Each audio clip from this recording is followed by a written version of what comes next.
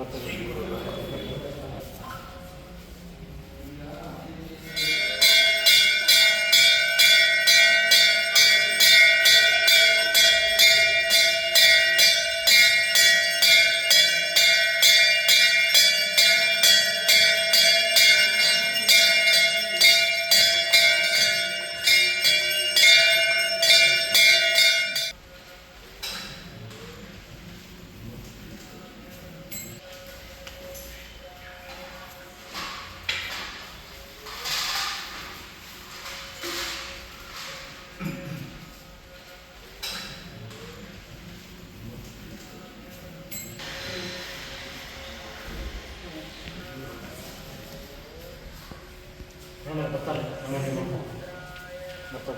ಬರ್ತಾರೆ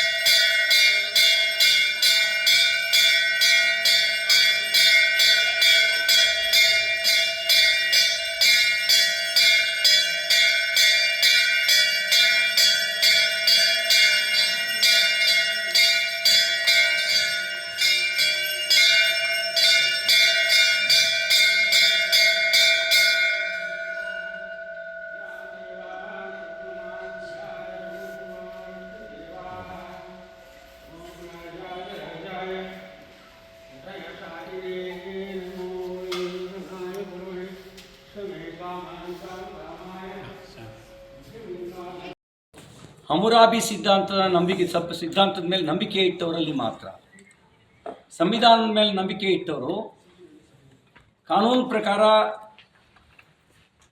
ಕೆಲಸ ಮಾಡ್ತಾರೆ. ಹಮುರಾಬಿ ಸಿದ್ಧಾಂತದ ಮೇಲೆ ನಂಬಿಕೆ ಇಟ್ಟವರು ಮಾತ್ರ ಕೊಲೆ ಮಾಡೋದು, ಹತ್ಯೆ ಮಾಡೋದು, ಇಂಥ ಕೆಲಸವನ್ನು ಮಾಡ್ತಾರೆ. ಮುಖ್ಯಮಂತ್ರಿಗಳಿಗೆ ಮತ್ತು ಅವರ ಸರ್ಕಾರಕ್ಕೆ ಸಂವಿಧಾನದ ಮೇಲೆ ನಂಬಿಕೆ ಇದ್ದಂತೆ ಕಾಣ್ತಿಲ್ಲ. ಅವರಿಗೆ ನಂಬಿಕೆ ಇರೋದು ಹಮುರಾಬಿ ಸಿದ್ಧಾಂತದ ಮೇಲೆ ಅನ್ನೋದು ಅವ್ರ ಮಾತಿನ ಮೂಲಕ ವ್ಯಕ್ತ ಆಗ್ತಾ ಇದೆ. ನಾನು ಕೊಟ್ಟ ದೂರನ್ನು ಯಾಕೆ ಇದುವರೆಗೂ ರಿಜಿಸ್ಟರ್ ಮಾಡಿಲ್ಲ? ಏನು ಹೇಳ್ತಾರೆ ಮುಖ್ಯಮಂತ್ರಿಗಳು ಇದಕ್ಕೆ ಸಂಬಂಧಪಟ್ಟಂತೆ? ಯಾಕಂದರೆ ಕಾನೂನಿನ ಪ್ರಕಾರ ನ್ಯಾಯ ಪಡೆಯುವ ಅಧಿಕಾರ ನನಗಿಲ್ವಾ?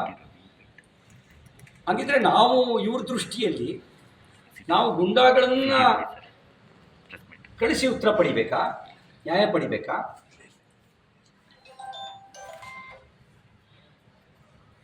ನಾನು ನ್ಯಾಯಾಂಗ ತನಿಖೆ ಕೇಳಿರೋದು ಸತ್ಯಾಸತ್ಯತೆ ಹೊರಗೆ ಬರಲಿ ಅಂತ.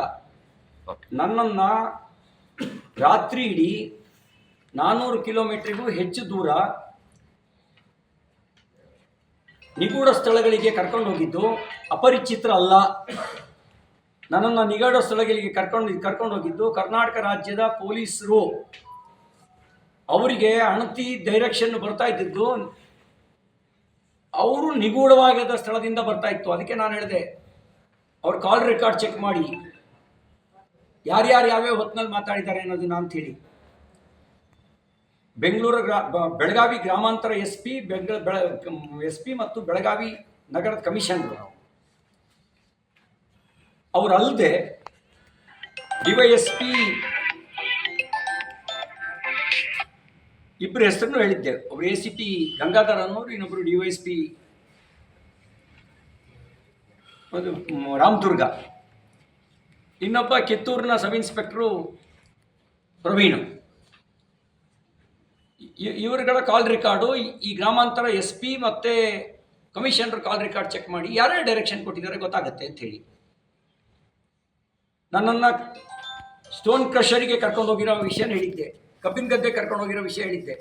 ನಮ್ಮ ಮುಖ್ಯಮಂತ್ರಿಗಳಿಗೆ ಪೊಲೀಸ್ ಸ್ಟೇಷನಲ್ಲಿ ಸಿಟಿ ರವಿ ರಕ್ಷಣೆ ಸಿಗಲ್ಲ ಅಂತ ಅನ್ನಿಸ್ಬಿಡ್ತು.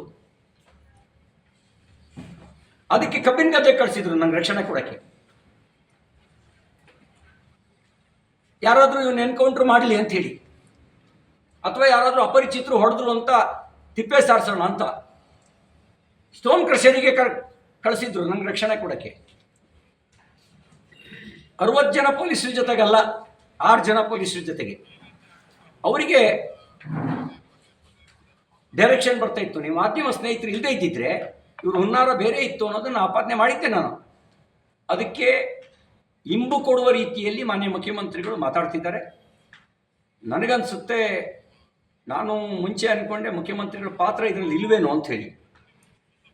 ಈಗ ಅನ್ನಿಸ್ತಾ ಇದೆ ಎಲ್ಲರೂ ಕೂಡಿಯೇ ಷಡ್ಯಂತ್ರ ಮಾಡಿರ್ಬೋದು ಅಂತ ನನಗೆ ಅನುಮಾನ ಬರ್ತಾ ಇದೆ. ಅದಕ್ಕೆ ನ್ಯಾಯಾಂಗ ತನಿಖೆ ಅಂತ ಕೇಳಿರ್ತಕ್ಕಂಥದ್ದು. ನಾವು ಕೊಟ್ಟ FIR ನಾವು ಕೊಟ್ಟ ಕೇಸ್ನ ಯಾಕೆ ಇದುವರೆಗೂ FIR ರಿಜಿಸ್ಟರ್ ಮಾಡಿಲ್ಲ? ಕರ್ನಾಟಕದಲ್ಲಿ BJPಯವರಿಗೆ ಒಂದು ಕಾನೂನು, ಕಾಂಗ್ರೆಸ್ನವ್ರಿಗೆ ಒಂದು ಕಾನೂನಾ?